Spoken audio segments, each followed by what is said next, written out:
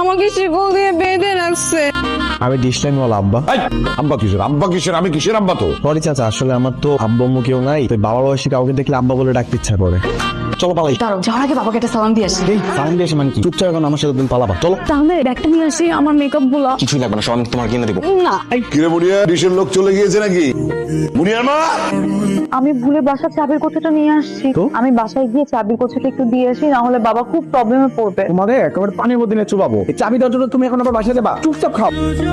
মুনিয়া, ওয়াশরুমে কোনো প্রেসার থাকলে এখনই সেরে ফেলতে হবে। গাড়ি কিন্তু মাঝ রাস্তায় গিয়ে দাঁড়াবে না। আমার ওয়াশরুম টশরুম চাপে নাই। আর ভুলে গেছো তুমি যে একটু আগে এতগুলা মূলা তরকারি খাইছো, তোমার চাপতে পারে, তুমি যাও। না, ওয়াশরুমে কোনো প্রেসার নাই, কিন্তু একটু প্রকৃতিটাকে সাড়া দিতে হবে। যাও। তুমি রেস্ট করো, আমি আসতেছি। ওকে, তাড়াতাড়ি এসো।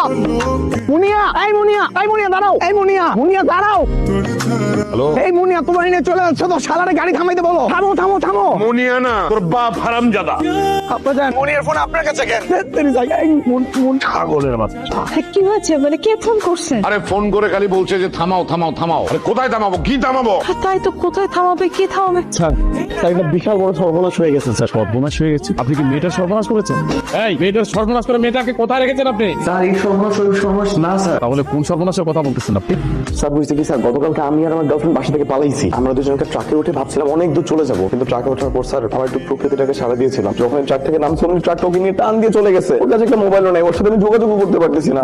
এখন কি করবো স্যার? সর্বনাশ! জি স্যার, এই সর্বনাশের কথা তো আমি আপনাকে বলতেছিলাম। আপনাকে তো মিয়া জেলের মধ্যে ঢুকিয়ে রাখা উচিত, আবার আসেন মিসিং কেস করার জন্য। বোঝেন তো স্যার, ভালোবাসার মানুষ হারা গেছে, কি আর করবো? প্লিজ স্যার একটু খুঁজে দেন না স্যার, প্লিজ একটু হেল্প করেন আমাকে। অফিসার, কি সর্বনাশ হয়েছে?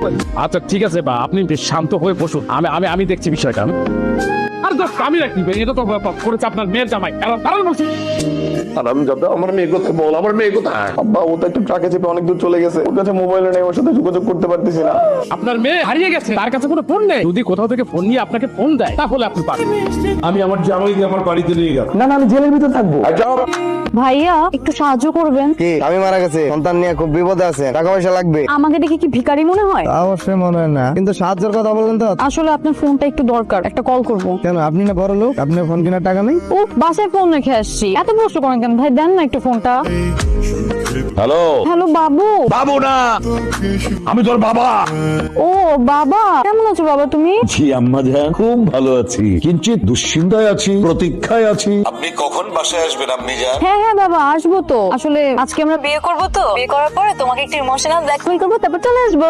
তোর জামাই এখন কোথায়? ওর তো খোঁজ পাচ্ছি না, ওকে ফোন দিতে গিয়ে তো ভুলে তোমাকে ফোন দিয়ে ফেলছি। আরে গাধার বাচ্চা, এটা আমার নাম্বার। আমার দিকে তো রাগ করে তাকার লাভ নাই, আপনার মেয়ে তো আসলে একটা গাধি। তো তুমি গাধার বাচ্চা বললা